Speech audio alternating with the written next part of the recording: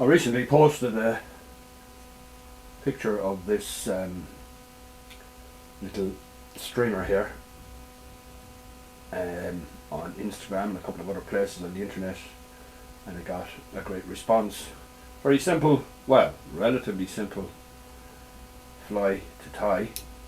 Requires a few little bits of skill, so I'm going to tie that for you today. Now it takes a little while, it takes longer than we'll call it an ordinary everyday fly, we'll call it, and there's a bit of work involved, so if you'd like to be able to tie this beautiful little streamer that's absolutely devastating on bigger predatory trout, be sure to stay tuned. Now I'll talk about the materials as I tie the fly. First thing you're going to need is a size 4 streamer hook. You can tie it in a bigger size or smaller size if you prefer, but I find that size 4 is about the best. So I'm putting the size 4 in the vise, okay? Now, the tying thread I'm using here is actually Kevlar and also GSP, or any of those really strong threads will do the trick. So I'm just going to lay down a little base like that. And now, if I can find it,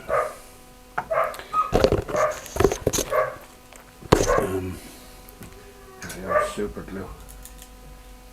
I'm just going to first tiny drop of super glue here onto the GSP. Just a tiny little bit. Don't want it dripping all over the place. And now, lead wire. I'm going to wrap the lead wire over the GSP and the super glue, and we just want to get some weight into the fly just to get it down quickly when it hits the water. Yeah, there we go.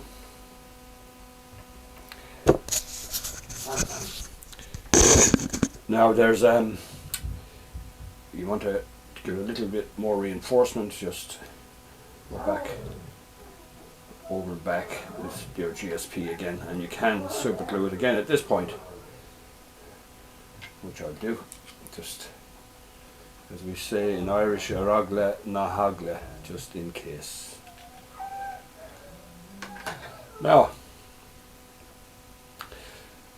I'd like that to dry out quickly, so in order to dry it out quickly I'm just going to the cloth here, because I don't like handling super glue. Okay, now I'm just bringing the thread up here and just give it a quick half hitch so it's held securely and won't slip on me. And now I have here rabbit zonker, or you can get mink zonker, and a few other animals can provide you with the necessary to tie this fly. So I'm using this rabbit zonker. So what I'm going to do is I'm going to use a piece from this end here, and the first thing I'm going to do is I'm going to cut the tail end, if you like, into a point. I'm going to try and get as much of a point on it as I can.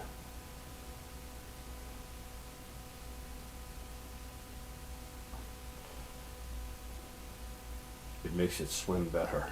If it's not, I think the diameter of the hide on this is 5 or 6 millimeters, so I'm trying to reduce that down to about half right at the point. Have another little go here.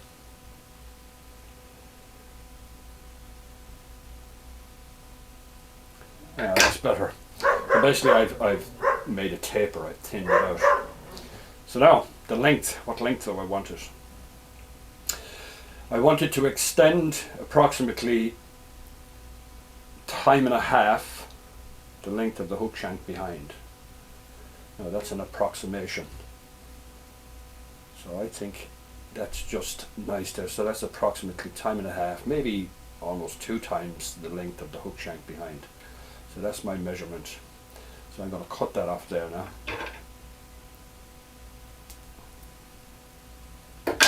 So this is my little zonker strip.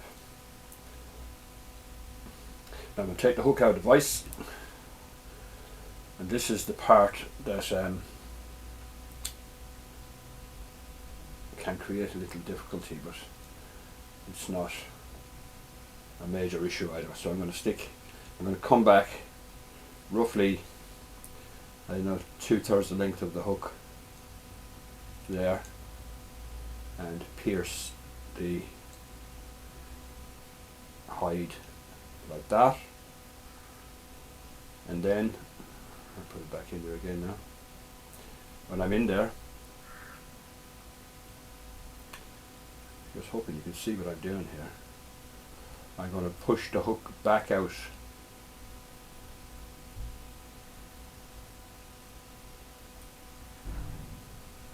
so you can see here that the distance between the two holes is approximately, I don't know, 1/4 of an inch, or maybe that's the best way I can describe it. Now I'm going to pull, just leave that there like that. There we go. Now you can make the body out of numerous materials, so oftentimes I just choose something at random because it's largely hidden. The body is largely hidden by this and the deer hair head. So it's not massively important, but if you wanted to create a bit of flash, for instance, you could put a flashy body on it, or you could put a hackle body on it. I'm just going to choose a bit of olive dubbing for the body here. Like I said, it's, if you like, this is a little bit of flash in this, so it won't do any harm. So I'm just going to dub that on.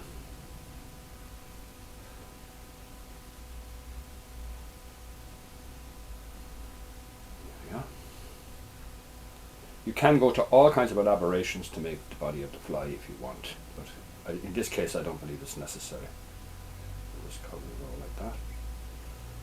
Go another little bit.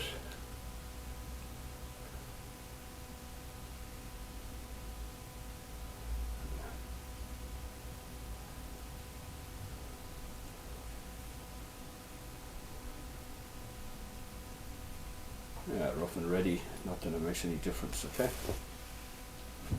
Now what I'm going to do is I'm going to pull my hide, or my zonker strip, up here.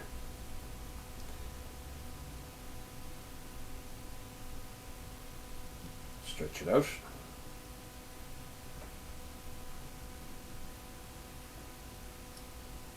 And tie it in just there at the front.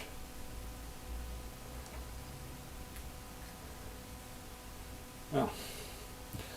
So that's simplicity itself.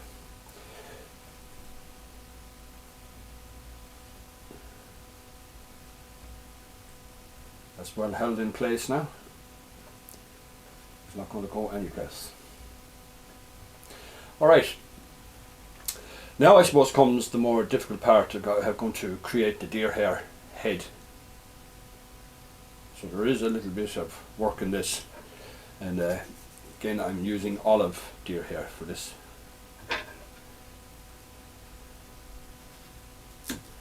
We take out a good bunch like that, and into my hair stacker. Tap it. That will level the ends, so when I take them out, there we are. What I'm going to do is I'm going to create a collar sloping back the way. I think that's just about the perfect length. So what I do now is I just go around twice with my GSP and then just pull down whilst holding the deer hair between my thumb and index finger. Just I'm giving it a slight lift, if you like, just keeping the pressure up the way so that the deer hair doesn't spin. And then just bring the pressure it down a little bit, and now I'm moving this direction just a couple of turns. There we are. Now pull this back. That gives us a good start on the head. I'm damming it up now. I'm just creating a little dam in front of that deer here there. Okay. Now another bunch.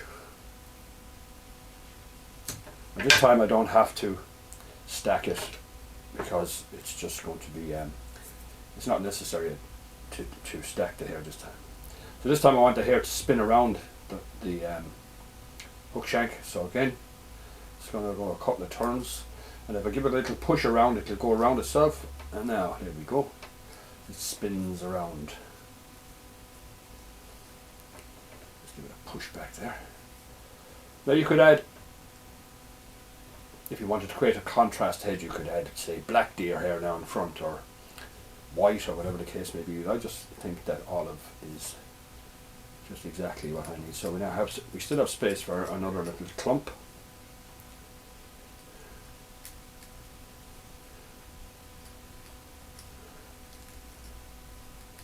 Alright.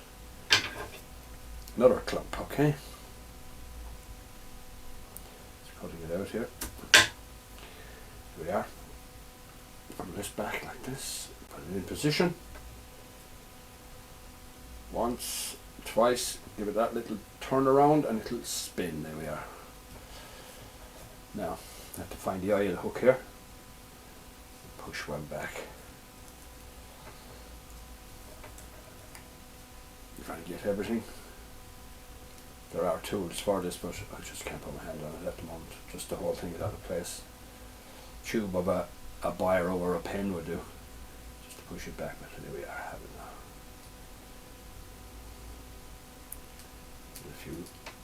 There we go. Now I have everything in place.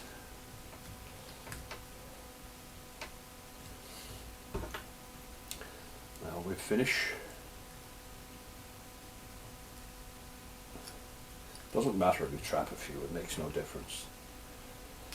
There you go. And a second, now I'm just hauling down on that thread. That will tighten everything into place. Oop.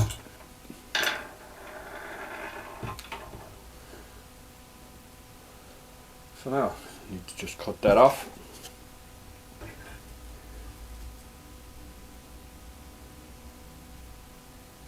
I'm going to try that one, cut it off. Now, the next section. Now this is the part that people have difficulty with to get the head shape.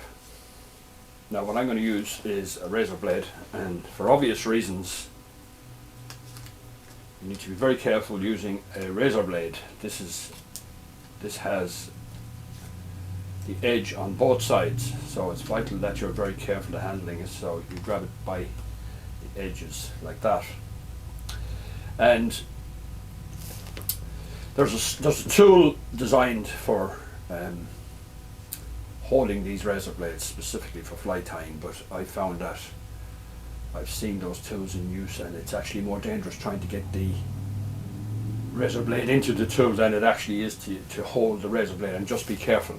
I've had a couple of little nicks on my fingers from time to time, but I've had no major injuries of any kind, just using the razor blade and holding it like that. So now what I'm going to do is I'm going to go in here and I'm going to bend the razor blade and I'm going to push it right.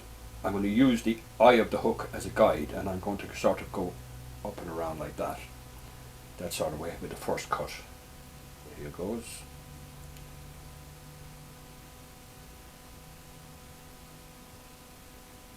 Now,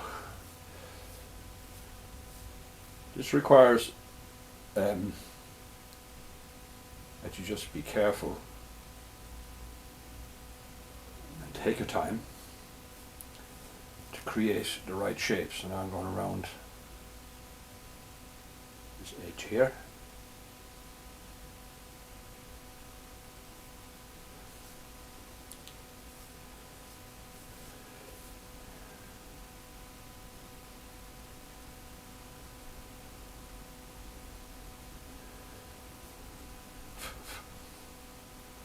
takes a while.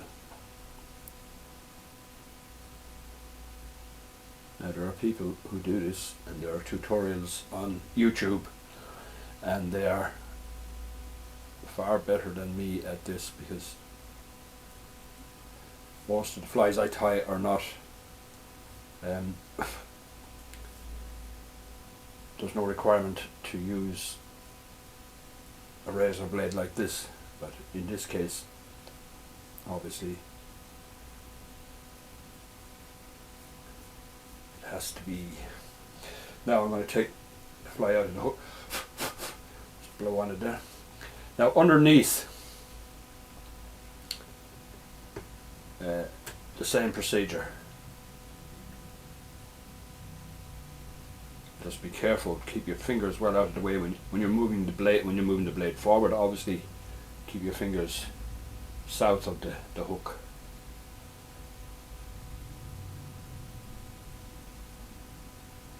Now,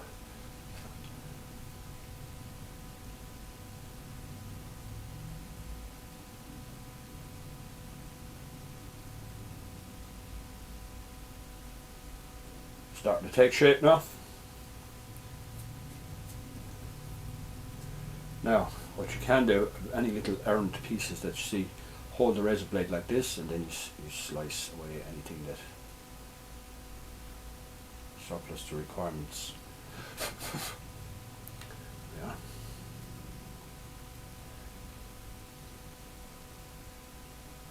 It's not a perfect science, although there are people who can do this and much more besides, and they make it look really easy, but it's not that easy, but it's not rocket science either. So here we go.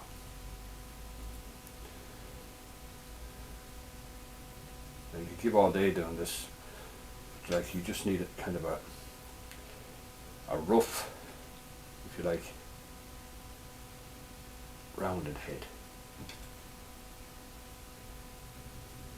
Okay, the next part of the process is to add the eyes. Now, the eyes that I use are these. They're easily available online. They come, as you can see, in a variety of different colours and different sizes, and they're all useful for various different types of flies. Now, handling of these can be problematic. You need to super glue them onto the head for a start, and that can be difficult. The best way I have found of handling these eyes is use my dubbing needle, and what I do is I stick the dubbing needle into the eye, give it a little twist and it gets a grip of it, because trying to hold this with your fingers, apply super glue and then stick it onto it is problematic, to say the least of it. They stick to your fingers and they'll do everything except what you want. So now what I'm going to do is put a tiny drop of super glue on the back of the eye here. And then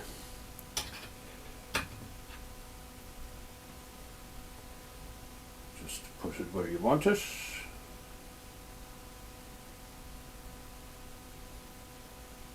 And I use the blade to hold it in place. So that's one eye in place. I'm just looking at where it's located, and then try to match it so that it's directly opposite the second one, which I often get wrong, and he looks like he's got what we call here swiveled eyes, but it makes no difference really. Apparently the trout don't seem to care, and in fact from time to time what happens is these eyes get pulled off, or they get broken off, or they fall off, or whatever the case may be, and but again the trout don't seem to care whether this fly has eyes or not. I think it's more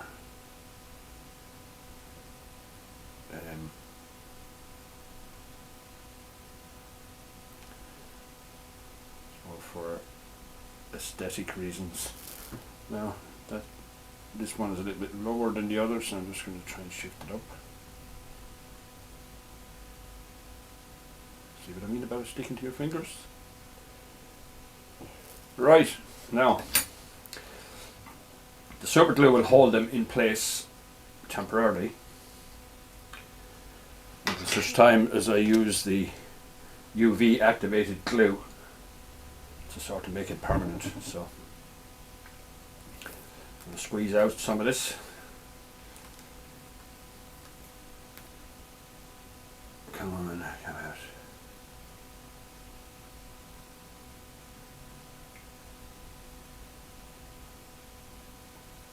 Just put a lump of it around the ice, like that.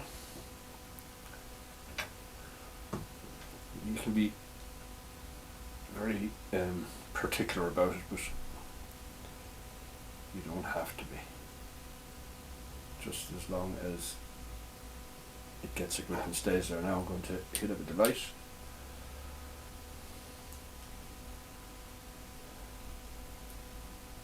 Now, there we go. So that's it. I call this the serial killer streamer, or serial killer rabbit. It works. That's all that really matters. It's deadly for those larger trout, those larger predatory trout. Now, as you can see, one of his eyes is not perfectly in line with the other, but it'll make no difference. I'm quite sure of that.